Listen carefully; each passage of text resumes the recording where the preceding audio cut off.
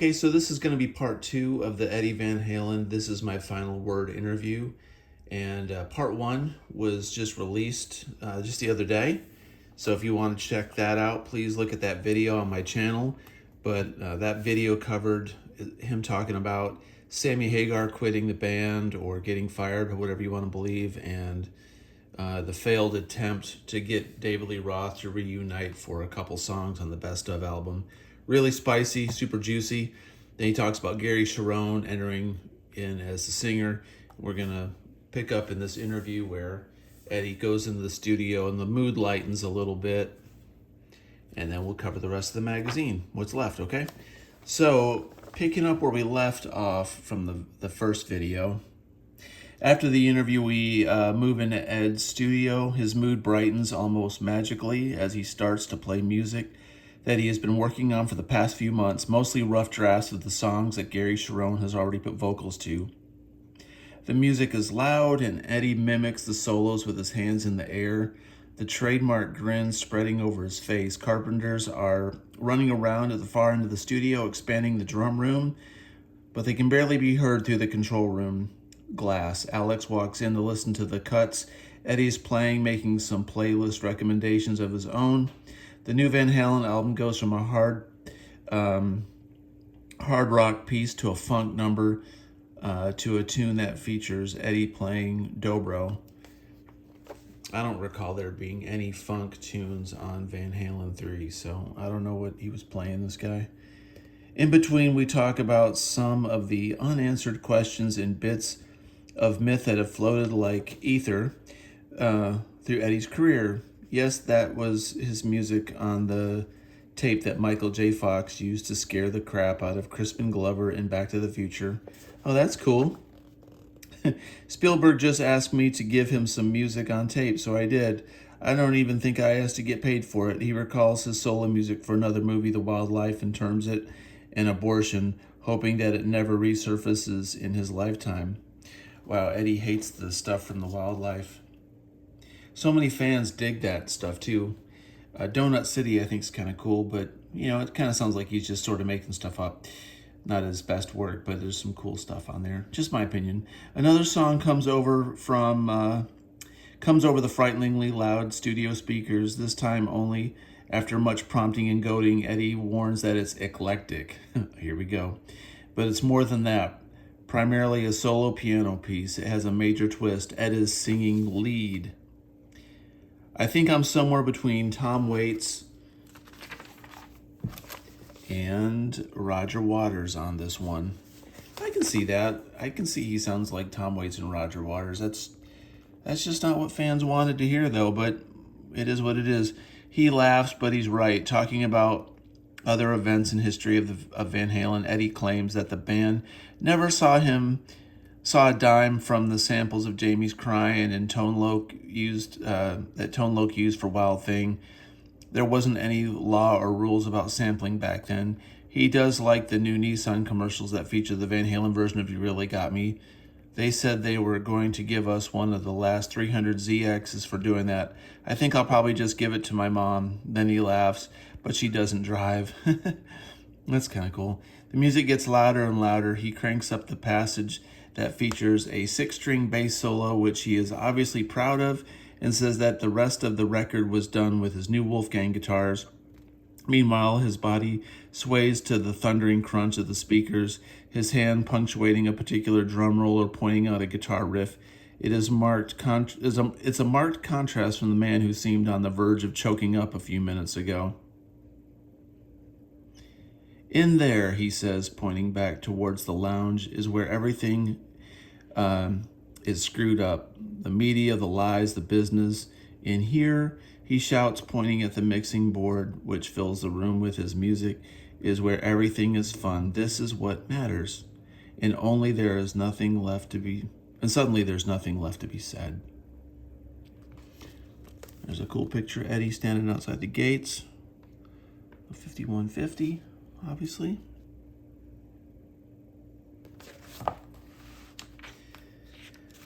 Okay, so they didn't really get into much detail on Van Halen 3, clearly because it was still being worked on. So there you go.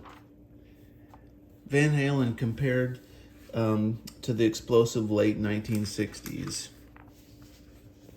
Rock guitar in the early 70s was the dull muddle with relatively few exceptions. In fact, for much of the decade, many players, particularly those in the hard rock heavy metal genre, spent much of the time rehashing the late 60s exploits of Jimi Hendrix, Eric Clapton, Mike Bloomfield, Jeff Beck, and Jimmy Page. Breakthroughs were made in the areas of art rock by Steve Howe and Robert Fripp.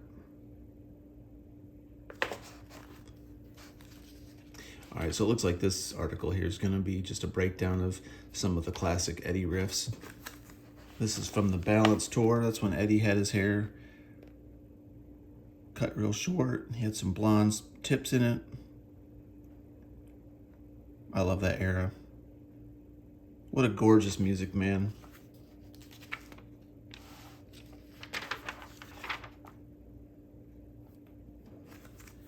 Here's some cool pictures.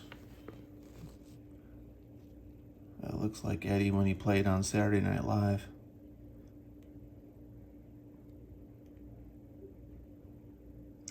Instead of rehashing the blues rock cliches of the 60s, Van Halen streamlined heavy rock concepts of Led Zeppelin, Deep Purple, and the Jeff Beck Group into a fresh, revitalized metal sound, based mostly on Eddie Van Halen's extraordinary guitar work.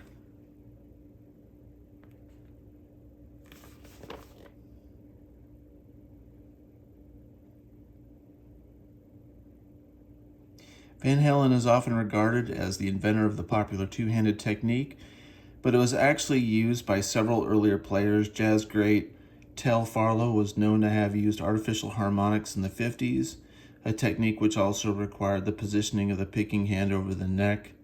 Listen to Eddie's harmonic tapping and dance the night away. There's Eddie using the drill for Unlawful Carnal Knowledge tour.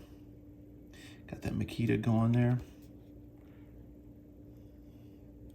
That was a great tour. Whew, that was awesome. There's a PV special, 212. Some players say it even smells like tubes. Other players say it smells like crap. I shouldn't be so hard on PV. I'm just not a PV guy, man. Look at Phil Collen before he lost his hair. He was getting close. I dig these Phil Collen Jacksons. Dude, they're just so expensive. I mean, all really nice guitars, pretty much. Super high-end stuff's expensive, and they're beautiful. But, man, I saw a rig rundown from Premier Guitar on the stadium tour, and they showed Phil Collins Jacksons that have these necks on them that are like literally like 2x4s. You should check out the Premier Guitar rig rundown with Def Leppard. It's pretty cool though. Him and Vivian have got some nice guitars on that tour. Okay, we're gonna break down there. This is that article. I'm breaking down some of the riffs. So they're gonna break down stuff like Running with the Devil, Feel Your Love Tonight. Ain't Talking About Love, Dance the Night Away. I remember Snarling Dogs. I don't think they make Snarling Dog stuff anymore. I never had anything from them, but they were everywhere in the 90s. What else we got here? Women in Love. They got the intro there. Take Your Whiskey Home, Unchained intro, Panama. All these little quick hitters, these riffs. That's probably why I know so many riffs of Van Halen songs and not the entire song, because I used to look at these riffs. I wanted to know the one section. But then later on, you learn the whole song, and that's when you really get into some of the deep stuff. Digitech RP12, more digital stuff, man. The 90s. I don't know what it was with the 90s, but everybody was trying to come up with the latest pedals and digital stuff. All right, so here we go. G3. This G3 tour was fantastic. This was like a wet dream come true for me. I never did get to see it, but I've seen all these guys live many times. Well, I've only seen Eric Johnson live once in the late 90s, but dude, what a tour. What a tour. Let's see what they got here. Winds pick up and temperatures drop as the sun sinks into the California hills on this crisp October evening. 5 touring trucks are backed up in the loading platform behind the open-air venue, and as huge flight cases are rolled out and unlatched, the steady thump of a bass drum is already echoing from the stage, with cables over their shoulders and walkie-talkies and hand roadies cross left and right through the backstage area. A few slapping bass riffs start and stop, and then bending lead line cuts across the high end. Here at the Concord Pavilion, a half hour outside of San Francisco, the countdown to G3 begins. I like the journalism in the 80s and 90s episode or issues of guitar magazines. They really painted a cool picture.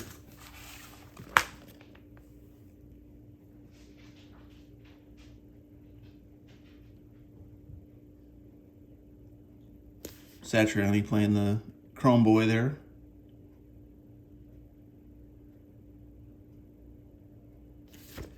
What's this thing here on stage at G3? This little purple column here. Eric says, I've stripped down to about half as many pedals, but you'd never know it because the pedal board is still as big as it used to be.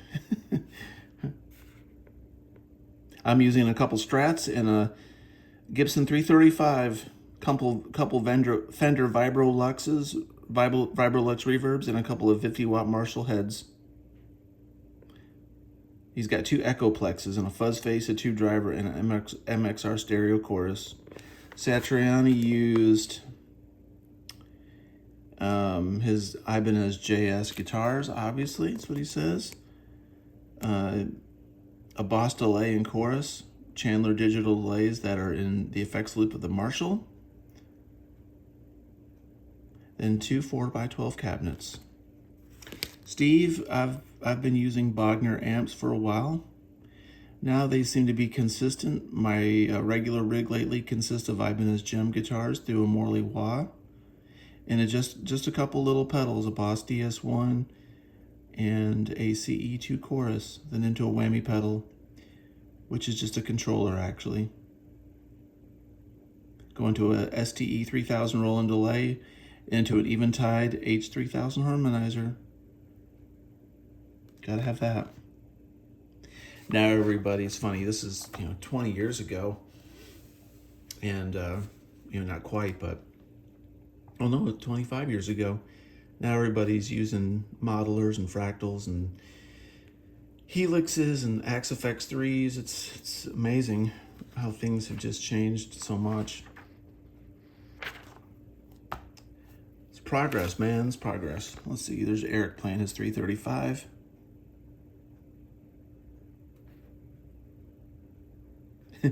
They asked these guys, do you worry about guitar overload? By the end of a 4-hour night, someone might be dying to hear a sax solo. Joe says, you would be in the wrong place. Steve says, I think if I was guitar playing for the sake of playing guitar, yeah, then it would be really painful and confusing by the end. But there's a lot of music going on. If you listen to Joe's records and Eric's records, they're very musical. I love the guitar, but it transcends the idea of notes coming off of a stringed instrument and turns into music at some point. Guitar says, all 3 of you are very careful with the presentation of your music. How do you feel about throwing yourself into this unpredictable jam situation? Because at the end, they would all jam together. They do their own shows, and then they would obviously jam at the very end, do like 3 songs. Eric says, I love it. Steve says, I don't see any relinquishing of any musical credibility or prowess or anything. There's a protocol. You don't want to walk over another guy when he's making a musical statement or taking a solo, but it's nice because you get to experience the aura of what's coming from each player. And from the rhythm section, it's fertile ground. Joe says, over the years, I've worked with different people in the studio anyway, at the end of the year of touring, so it's so much of a different space with these guys.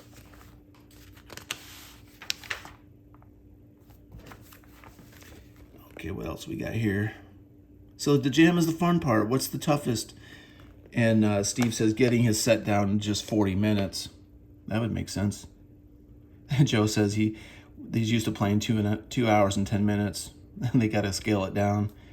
Eric, would you approach your set any different if you weren't a sandwich between Steve Vai and Joe Satriani? And he's like, no, not necessarily.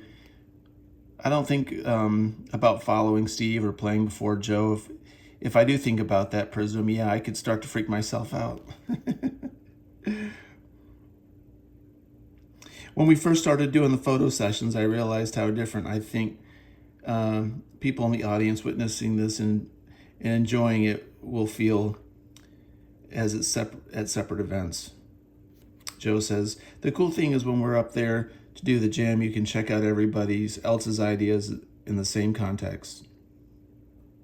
You might think in your head something you heard Jeff Beck do or something you hit in the jam last week, but then all of a sudden, Steve or Eric plays something and you think, wow, where did that come from? That would be so fun. I'd love to be in that situation. I totally get that.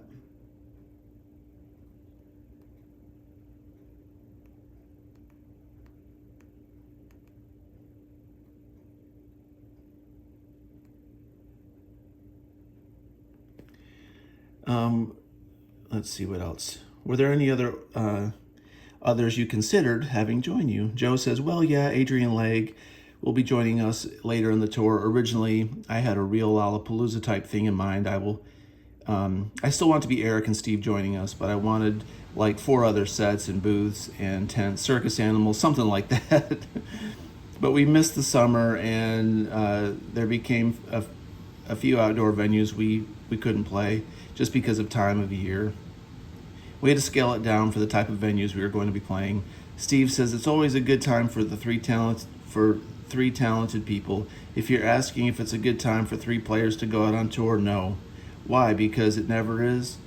And Steve says no, because in the marketplace right now, virtuosity is sort of at a low, but you can't deny the musicality of these guys. That's true, you know, in the late 90s, guitar solos were looked down upon. I never really, I got it. I lived through that, but I kept playing. I knew it'd come back around at some point. How do you hope to see your playing progress over the course of the tour? Steve says, I think I'm going to learn some humility. And he laughs. Eric says, it's hard for me to judge, but I want to learn to be a better ensemble player. I want to concentrate on that. In the last year or two, I've listened to aspects of my playing where I feel personally I'm too much out on a limb doing my thing. That can still happen. Then guitar says, it's humbling to hear that players like you are still working hard at getting better. Do you have those perfect moments where the music in your head is simultaneously coming out of your guitar? Joe says, definitely not. For me, every second is a new second. I have no idea if I could buy that franchise or not. It's totally elusive. And then Steve says, it is so elusive. And Joe says, but I think that's why I keep closing it for moments. They're just so wonderful. You know, sometimes they just go by and you go, that was it. Steve says, sometimes you don't even realize it until later. Then Eric goes, when those moments happen, it's great. When I can get out of the way of myself, those are the best moments. Steve ends the interview by saying, fleeting and few, unless you're a genius. All right, on to the next page. Let's see what we got coming up. That was a good interview. Forgot about some of that stuff. The inner game of stage fright.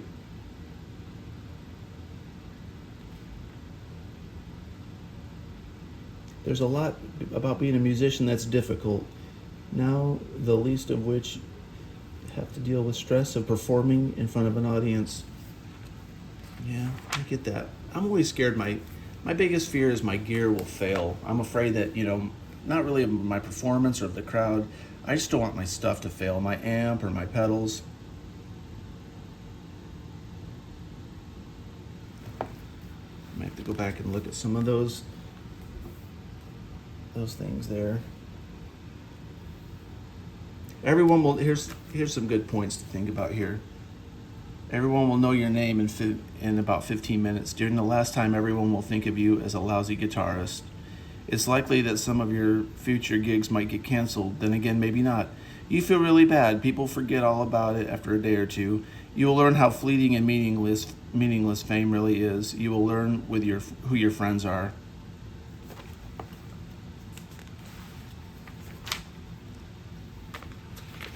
This dude was totally out of place for 1997. I don't know why this company felt like that ad was still relevant.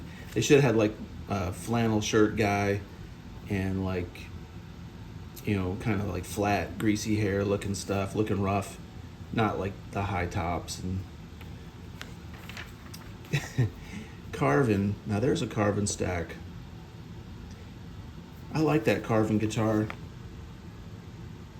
The SC90. I remember back in the day you could order these things. They were like $8.99 or $900. I mean, that was pretty expensive for back then, but that was still, for what it was, that was a good deal.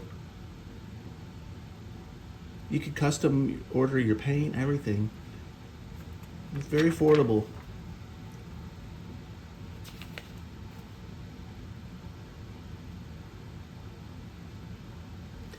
Seymour Duncan ad. The #1 killer. That's still that article. Personality clashes or lack of conviction, wanting record deals or more live gigs, needing better songs, performance, and arrangements.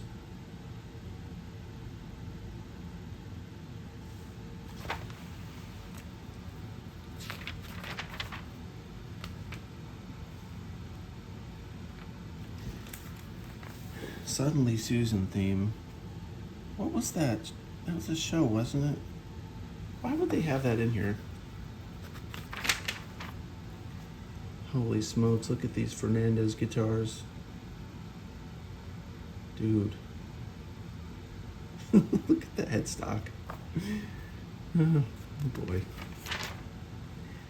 Digitech 2112. I had a purple, I think it was a 2112 or 2120 artist. Purple, I still got it. These were good. These were actually, they recorded excellent. I ran mine stereo and then I ran a Marshall in mono to blend in with it.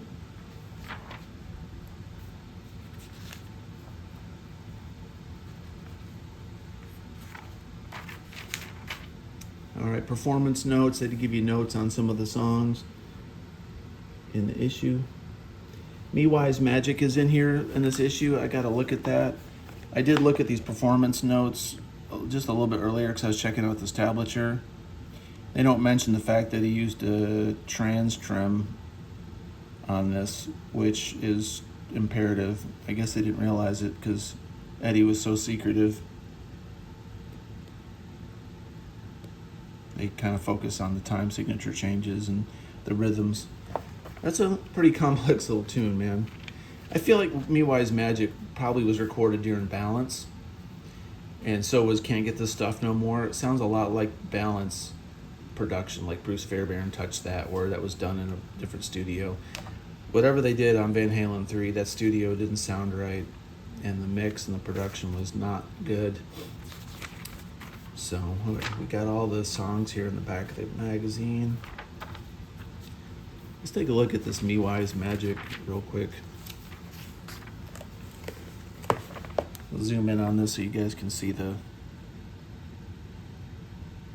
intro for all you guitarists out there that maybe want to see some of those intro notes.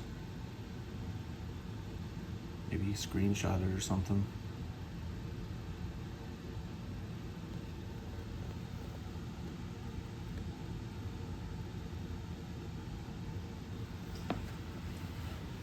I think I'll check that out later.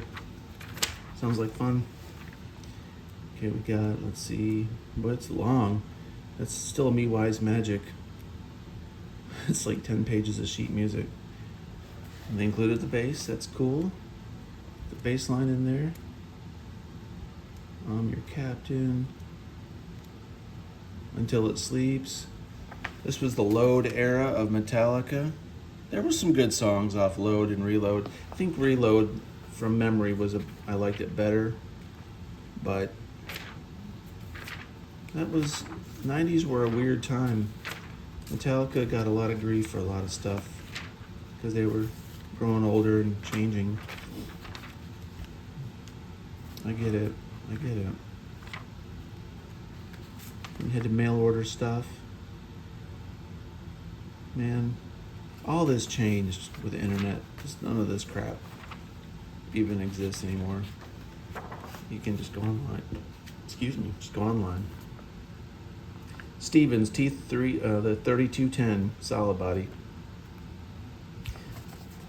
So you can get this Stevens Telecaster. They want $2,000 for it, 1995. Made in Seattle, Washington.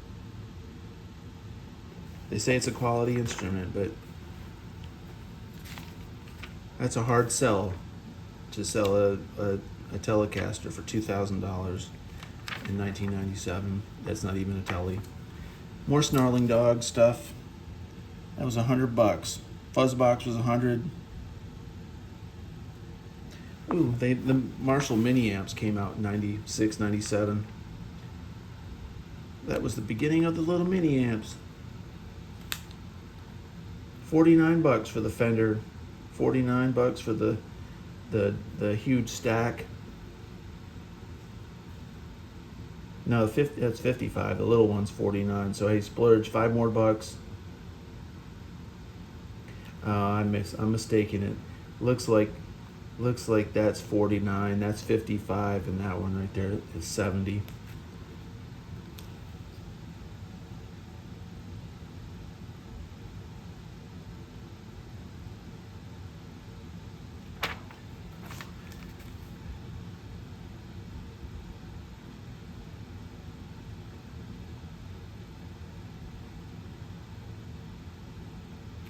Steal this riff.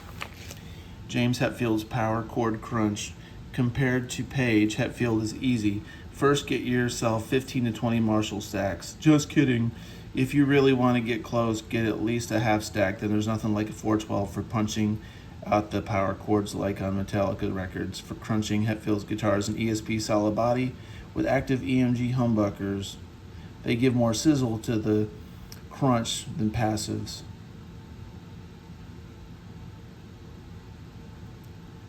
They basically tell you to scoop out the mid-range. That's cool. They give you little setup tips for Stevie Ray, Santana, Jimmy Page. Man, you just gotta play your guitar and fiddle with it. Eddie's Eruption. It says Eddie's tone is tough to duplicate. You don't say. Largely because of the idiosyncrasies of the studio, the recording methods, mic placement, and the gear on the first Van Halen record were complex.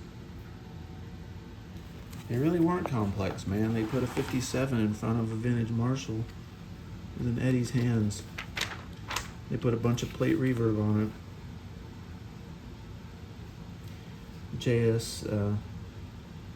What's that, JS 100? These Joe Satriani guitars are nice, man. They've always been very consistent. Ibanez in general, very, very good quality stuff. This top hat amp list was $21.95. The 90s kind of came out with some really good boutique amps, as much junk as there was in the 90s, with processors and trash that they were trying to invent and get better with. There was some really good stuff during the 90s. I remember seeing Top Hat, Bad Cat, Matchless, VHIII. A lot of cool stuff, man. A lot of boutique amps. A lot of little guitar shops carrying that stuff.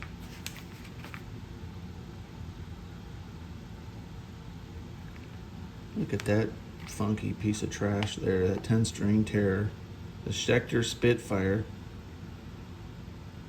It's the same hell. And it's got like mini humbuckers on it. I mean, who thinks of this stuff? I mean, was that like someone's like third grade kid that drew a guitar in class and brought it home, and the dude was like, "Hey guys, come back to work. I got a good idea." Miking amps and cabinets.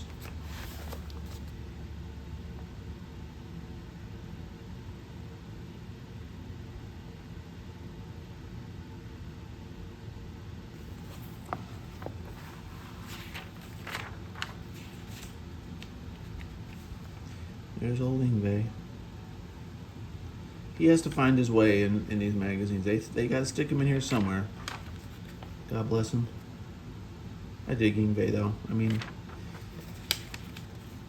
he's polarizing, but Yngwie's he's pretty wicked. I can't play like that, but I can do some of it. But man, tracks Nirvana from the muddy banks of the what's that? The Wishkah. The performance was energized. Hotspots, Lithium, Milk It, Tourette's. Counting Crows had a new album out. Paco de Lucia. Nuno had Schizophonic. I remember that. That got like absolutely no publicity, man. It came out and it just like... I think that's when Nuno decided he was just gonna disappear for a while. The bottom line says the guitar playing takes a back seat, but that's okay. I don't know about that. I don't know. Weezer had released Pinkerton. Pinkerton's a good album. Korn. Raging Slab. Huh. Kevin Eubanks. I don't know if that's Bob Eubanks' cousin or son or something. Typo Negative, October Rust. Remember those guys. Chet Atkins put out an album. The Eels. Oh, I forgot about the Eels. John Butcher, various artists. Iron Maiden, Best of the Beast. The Best of the Beast. Social Distortion. There's Jimmy peeking around the corner. All right.